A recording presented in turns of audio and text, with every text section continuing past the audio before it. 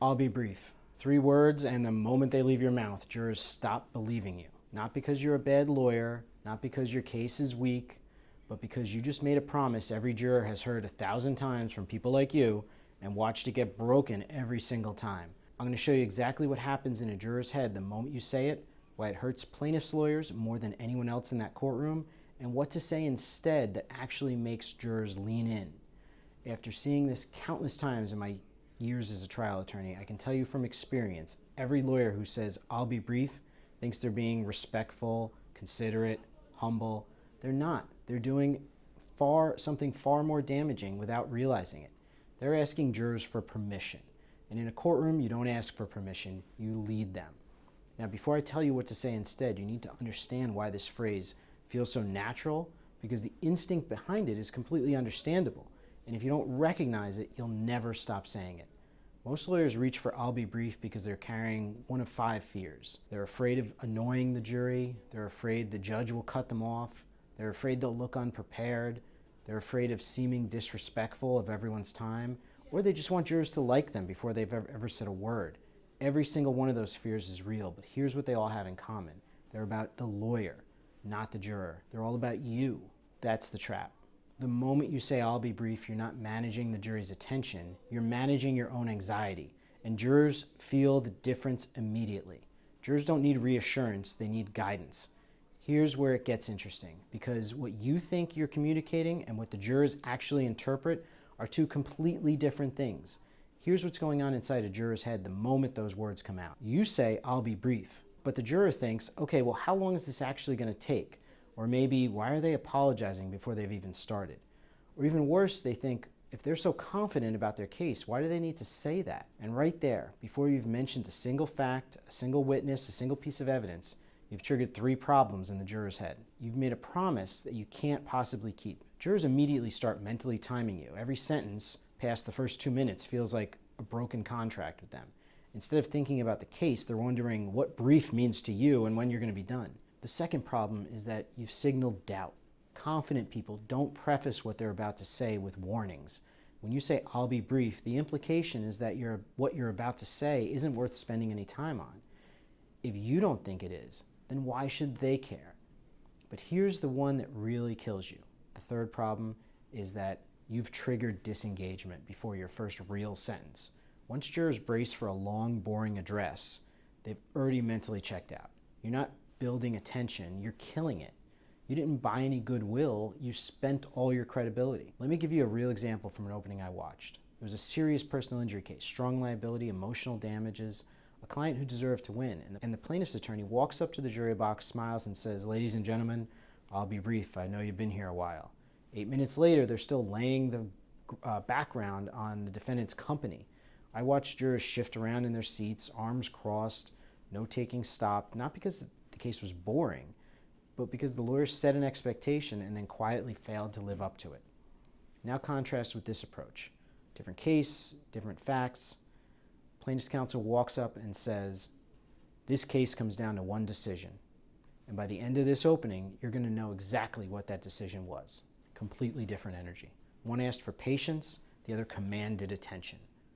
Which lawyer would you rather be? Now here's the part most lawyers miss. And this is why, if you're a plaintiff's lawyer specifically, this habit isn't just annoying, it can be case-ending, because plaintiff and defense need completely different things from a jury. Defense can survive on confusion or fatigue.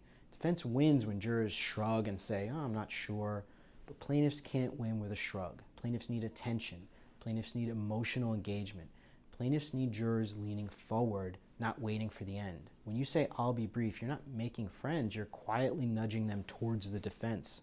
A distracted juror is not an undecided juror. A distracted juror is a defense juror. Because at the end of a long trial, the juror who checked out early, who never fully connected with your client's story, that juror defaults to the easy answer.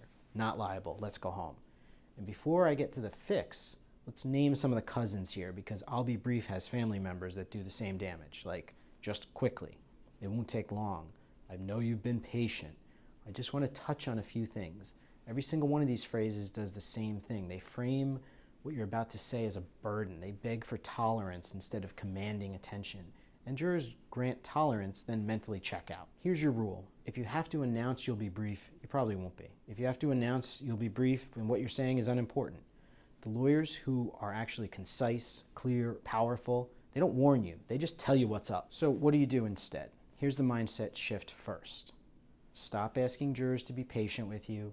Start giving them a reason to pay attention. There are 3 replacements I want you to practice until they're kind of automatic. First one is structural confidence. Start out like this. There are 3 things you need to know about this case. That's it, full stop. No apology, no warning, no permission seeking. You've just told the jury exactly how to organize everything they're about to hear. You've given them a framework.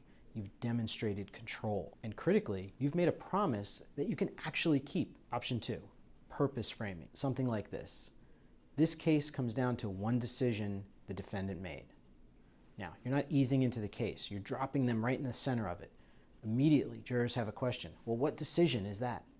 That question keeps them listening. In one of my other videos, I talked about how some lawyers start their opening with a long-winded introduction instead of jumping right in at the action. You don't need to introduce yourself. You've probably done that yesterday during the voir dire. Think about some of your favorite movies. Would Raiders of the Lost Ark have grabbed your attention if it started out with Indiana Jones in the classroom instead of the middle of a jungle about to find an ancient relic? The last alternative is my favorite because it kind of takes the most guts.